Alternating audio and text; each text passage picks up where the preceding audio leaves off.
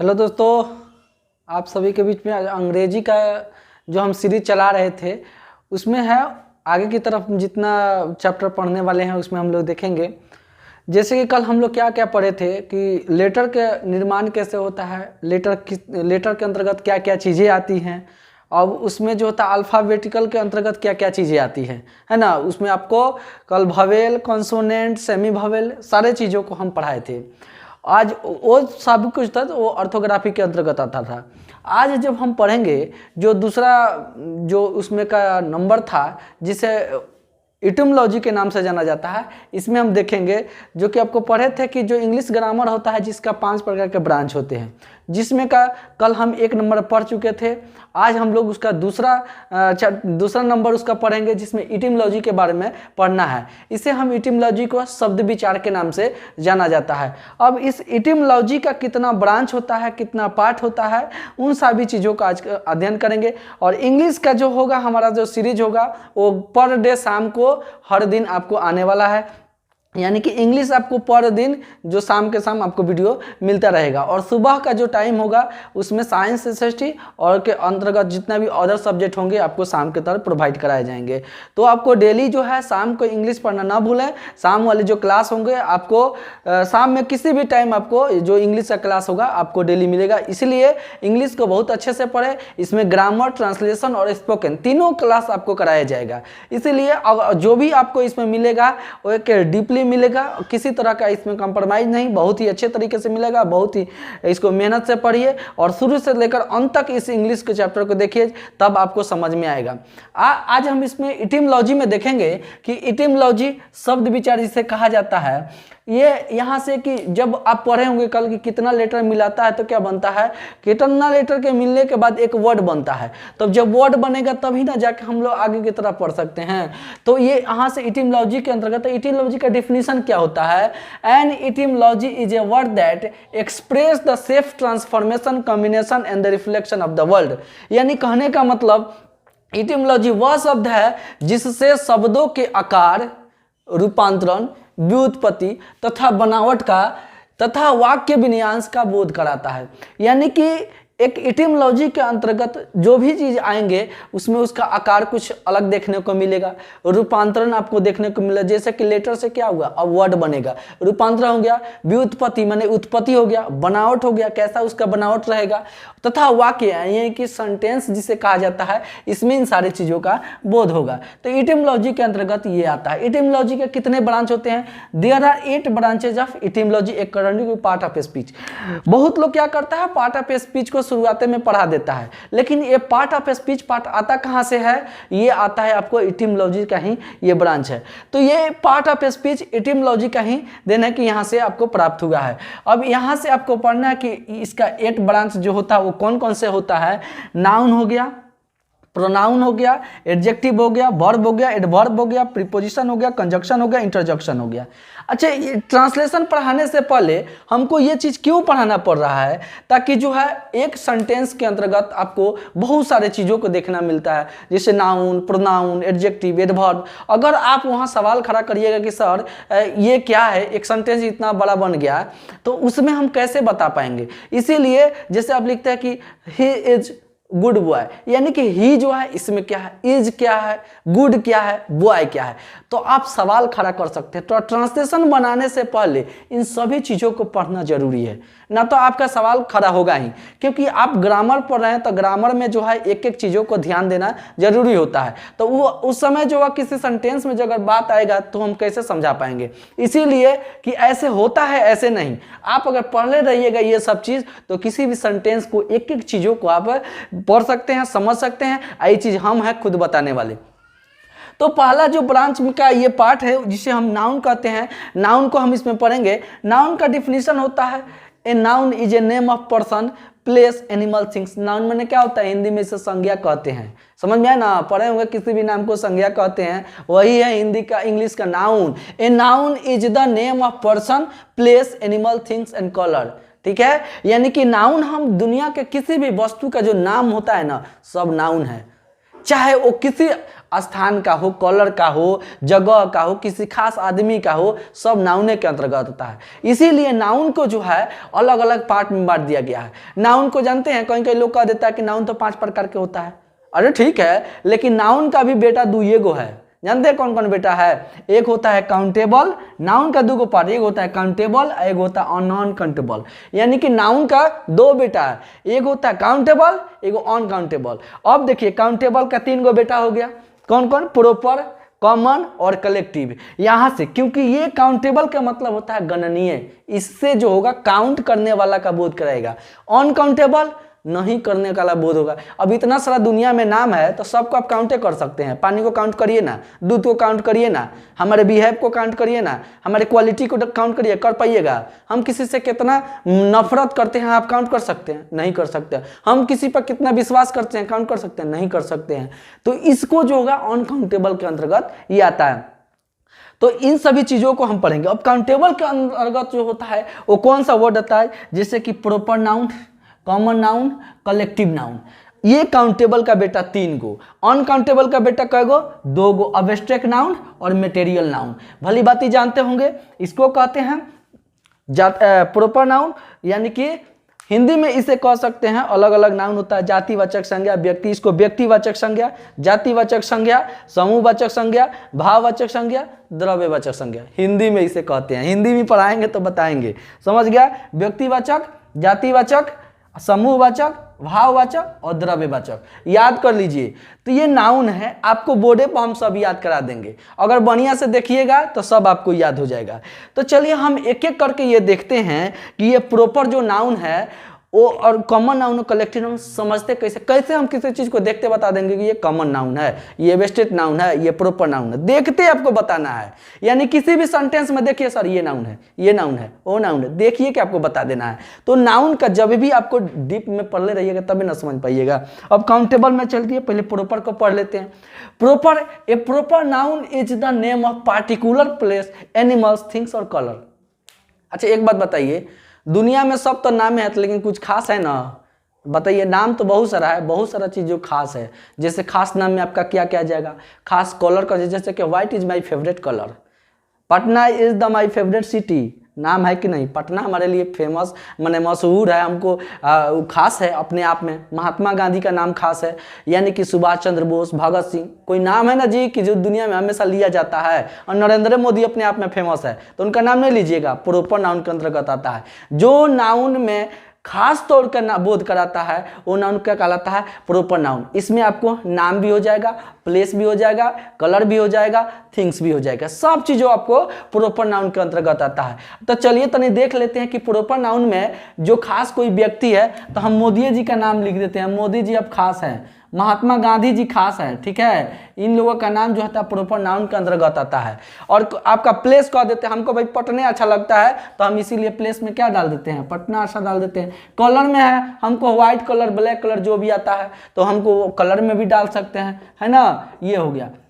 अब एनिमल्स के कहिएगा तो एनिमल्स भी, उसमें भी खास एनिमल्स का लोग भी बहुत तरह का नाम रखता है कि है बेबी है तो क्या है तो क्या, अलग अलग। तो चलिए हम एनिमल्स में हम डॉगे को पसंद करते हैं, डॉगे है, समझ गए? तो ये प्रॉपर नाउन के अंतर्गत आता है। ये proper noun is the name of particular, particular माने खास, खास यानी एनिमल्स, थिंग्स और कलर का बोध कराएगा।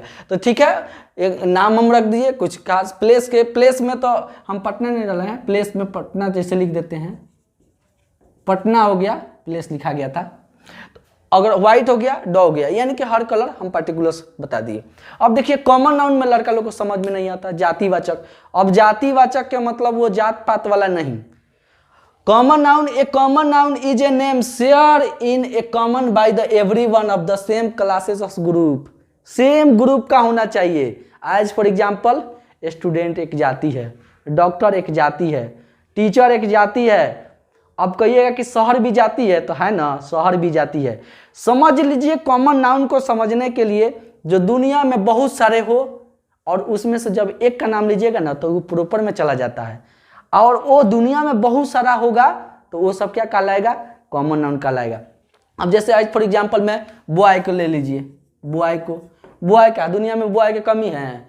अब दुनिया में जितना लड़का है सब बॉय है, लेकिन अब इसमें अमित सुमित नाम रखिएगा तो वो हो जाएगा आपको प्रोपर नाउन। लेकिन जब ये बॉय अगर रहेगा तो सारे बॉय जाति का बोध करा दिया, इसीलिए क्या हो गया बॉय। गर्ल को ले लीजिए, गर्ल भी दुनिया में बहुत सारे हैं, तो गर्ल को भी दुनिया में बहुत सारे, उसी में अगर नाम जो भी रखना, नामिका पनामिका जो भी नाम रखना है, मोना सोना जो भी नाम है वो सब क्या कहलाएगा प्रोपर नाउन। लेकिन जब गर्ल को नाम लीजिएगा तब पूरे गर्ल जाति का आप बोध करा रहे हैं, तो गर्ल जाति का जब बोध कराएगा तो क्या कहलाएगा कॉमन नाउन। अब मानते हैं टीचर नाम रख दीजिए, टीचर, टीचर भी क्या है कॉमन नाउन है। कैसे कॉमन नाउन है, क्योंकि दुनिया में आप जितने टीचर को एक साथ में संबोधित कर देते हैं कि नहीं, चाहे कोई भी दुनिया का टीचर हो, जब उसका प्रॉपर नाम रखिएगा, आप जैसे कि खाने सर को ले लेते हैं, खान सर फेमस है तो वो प्रॉपर नाउन हो जाएगा, लेकिन वो भी तक टीचर है ना, तो टीचर कहेगा तो छोटा से लेके आए अपने आप में जो टैलेंटेड टीचर हो या नहीं टैलेंटेड टीचर हो, टीचर के रूप में है ना, तो समझ लीजिए सब आपको कॉमन नाउन के अंतर्गत आता है। समझ गए। और मानते हैं कि टीचर हो गया, डॉक्टर को ले लीजिए, डॉक्टर, डॉक्टर, तो डॉक्टर भी क्या है एक कॉमन नाउन है, क्योंकि सारे धरती पर जितने भी डॉक्टर है सब आपको डॉक्टर ही आएगा। ठीक है। अब उसमें जो भी है मिस्टर केसी सिन्हा, ये तो मैथमेटिक्स के है, लेकिन जो भी डॉक्टर का नाम है जो पर्सनली आता है वो सारे प्रोपर नाउन में चल जाएंगे, लेकिन डॉक्टर का बोध कराएगा तो वो सब कॉमन नाउन। अब स्कूल की बात करिएगा, स्कूल भी क्या है सारे स्कूल का नाम। अब इसमें अब डीएवी स्कूल का तब प्रॉपर नाउन, और डीएवी स्कूल का नहीं करा रहे हैं, यानी कि स्कूल का बोध करा रहे हैं, तो समझ लीजिए सब आपको कॉमन नाउन होगा। यानी कि सारे स्कूल का नाम रख दिए, सारे विद्यालय का नाम रख दीजिए, तो वो सारे क्या कहलाएगा कॉमन नाउन। अगर इसमें से एक नाम अगर रख देते हैं प्रोपर नाउन में, डीएवी, संत कैरेंस ना, विवेकानंद, जो भी नाम है, ये सारे क्या कहलाएंगे आपको प्रोपर नाउन के अंतर्गत चले जाते हैं। लेकिन जब स्कूल का नाम रखिएगा तो सब कॉमन नाउन। समझ गए होंगे कॉमन नाउन को। कलेक्टिव नाउन क्या होता है, कलेक्टिव मतलब होल कलेक्शन का बोध कराएगा। एक collective noun is a name given to a number, person, things regarded as whole collection और ग्रुप। कलेक्शन का बोध कराते हैं मतलब क्या हुआ, जैसे कि ए बंच ऑफ की, चाबियों का गुच्छा, ए बंच ऑफ ग्रेप्स। जो बंच जो लगता है ना, ये आपको ग्रुप का बोध कराता है। Team, A team of player, जैसे लिख देते हैं टीम हो गया, ठीक है, बंच हो गया, ठीक है, क्लास हो गया, ठीक है, क्लास। अब देखिए, अब कहेंगे एगो बच्चा बैठा है तो क्लास हो जाएगा, क्लास में जले 10 गो बच्चा नहीं बैठेगा तो क्लास कैसे हो जाएगा। तो ये हो गया। ए फ्लॉक ऑफ बर्ड, चिड़ियों का झुंड। तो फ्लॉक जो लगता है ना चिड़ियों को, अब बंदूक से शूट करते हैं ना, तो शूट करने पर चिड़िया का एगो उड़ेगी ऊपर का, सब उड़ जाती है, इसीलिए उसे फ्लॉक ऑफ बर्ड बोला जाता है ना। टीम जब बनता है तो एगो प्लेयर से बनता है। अब आप देखते होंगे कि सानिया मिर्जा और जो उसके साथ महेश भूपति वाला जो खिलाड़ी है, तो उसके साथ उसको युगल जोड़ी बोला जाता है। लेकिन जब आपको जैसे कि 11 खिलाड़ी मिलकर बनता है वो टीम कहलाता है, 7 खिलाड़ी मिलेगा तो उसको टीम कहा जाएगा। तो खिलाड़ियों का जो समूह होता है तो वो क्या कहलाता है कलेक्टिव नाउन। तो कलेक्टिव नाउन बहुत सारा होता है, उसको आपको याद करना पड़ेगा। तो टीम हो गया, बंच हो गया, यानी कि चाबियों का जो गुच्छा होता है उसको बंच कहा जाता है। तो चाबी का गुच्छा भी तो कई गो तरह के होते हैं ना, ये जैसे कि चाबी का हो गया, तो चाबी में भी कई गो तरह के चाबी है, तो ये चाबी को बंच ऑफ की कहा जाता है। अंगूर का गुच्छा को ए बंच ऑफ ग्रेप्स कहा जाता है। तो सारे क्या कहलाएगा कलेक्टिव नाउन के अंतर्गत आता है, यानी कि समूहवाचक संज्ञा। समूह माने ग्रुप का बोध कराएगा, ग्रुप ऑफ कलेक्शन कहलाएगा। समझ गए होंगे कलेक्शन। तो ये 3 को जो होगा हम काउंटेबल नाउन का बोध करा दीजिए, जिसमें से आपको काउंटेबल नाउन के 3 गो बेटा थे, उन तीनों बेटा का आपका परिचय करा दिए हैं, और 3 में जो हमको काउंट करने को मिला। चौथा जो है अनकाउंटेबल के अंतर्गत आता है, यानी इसको हम गिन नहीं सकते। एब्स्ट्रैक्ट नाउन का मतलब होता है भाववाचक। भाववाचक जानते हैं ना, हमारे अंदर क्या भाव चल रहा है उसी को जानना है। जैसे मेरे अंदर क्वालिटी क्या है, मेरा बिहेव कैसा है, मेरे अंदर वो क्षमता क्या है, उसी को तो भाव बोला जाता है। तो इसका देख लीजिए कि जो एब्स्ट्रैक्ट नाउन होता है a noun that's the reference to an idea और a general quality, action and condition. बताइए हम किसी से प्यार करते हैं, कितना करते हैं, 1 लाख 2 लाख गिन लीजिएगा, नहीं गिनाएगा। हम किसी से नफरत करते हैं, गिना पाएगा, नहीं गिना पाएगा। तो आप नहीं गिन सकते हैं। हम पढ़े में बहुत बुड़बक हैं, मध्यम है, हम पढ़े में बहुत तेज हैं, आप नहीं गिन सकते हैं। तो उसको जो है क्वालिटी को बनाने के लिए, यानी कि एब्स्ट्रैक्ट नाउन से हर एक नाउन बनाया जाता है। जैसे कॉमन नाउन से एब्स्ट्रैक्ट नाउन, प्रॉपर नाउन से एब्स्ट्रैक्ट नाउन। आपको हम एब्स्ट्रैक्ट नाउन बनवाना सिखाएंगे। जैसे किसी में हैप्पीनेस बनता है, WTH मिला के बनता है, जैसे कि ग्रो से ग्रोथ बनता है, हैप्पी से हैप्पीनेस बनता है। इस तरीके से आपको हर नाउन से प्रॉपर से एब्स्ट्रैक्ट, कॉमन से एब्स्ट्रैक्ट, है ना, सारे से आपको एब्स्ट्रैक्ट नाउन बनाना सिखाएंगे। तो एब्स्ट्रैक्ट नाउन जो होता है आपके अंदर क्वालिटी और भाव को दर्शाता है, जो कि भाव एक अनकाउंटेबल नाउन है और ये एब्स्ट्रैक्ट नाउन को आप काउंट नहीं कर सकते हैं। हमारे अंदर कितना क्वालिटी है उसको आप काउंट कभी कर ही नहीं सकते हैं, इसीलिए ये अनकाउंटेबल के अंतर्गत आता है। समझ गए होंगे? तो आपको एब्स्ट्रैक्ट नाउन जितना चीज़ों से आपको बनाने को मिलेगा हम आपको सारा कुछ सिखाएंगे। समझ गए? तो इसका कितना सारा रूल होता है वो सारा रूल बताएंगे इस पर। अब इतना सारा नाउन पढ़ा दिए, नाउन पढ़ाने के बाद इस पर क्वेश्चन का प्रैक्टिस कराएंगे, किस तरह से एग्जाम में आपको नाउन से क्वेश्चन आता है और किस तरह से हम लोग को सेंटेंस में देखने को मिलता है। सभी क्वेश्चन पर आप ध्यान दीजिएगा तो समझ में आएगा, कंपटीशन में बना सकते हैं। देखते ही आपको बना देना है, बस कि इसको समझ लीजिए।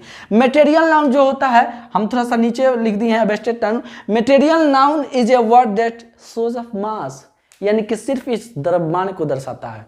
जैसे कि द्रव्यमान के मतलब क्या हुआ, 4 किलोमीटर 5 किलोमीटर, तो उसको तो मापन कहा सकता है, प्लस की जो भी जोखने वाला, मापने वाला, तौलने वाला जो चीजें होती है वो क्या कहलाता है, मटेरियल नाउन के अंतर्गत आता है।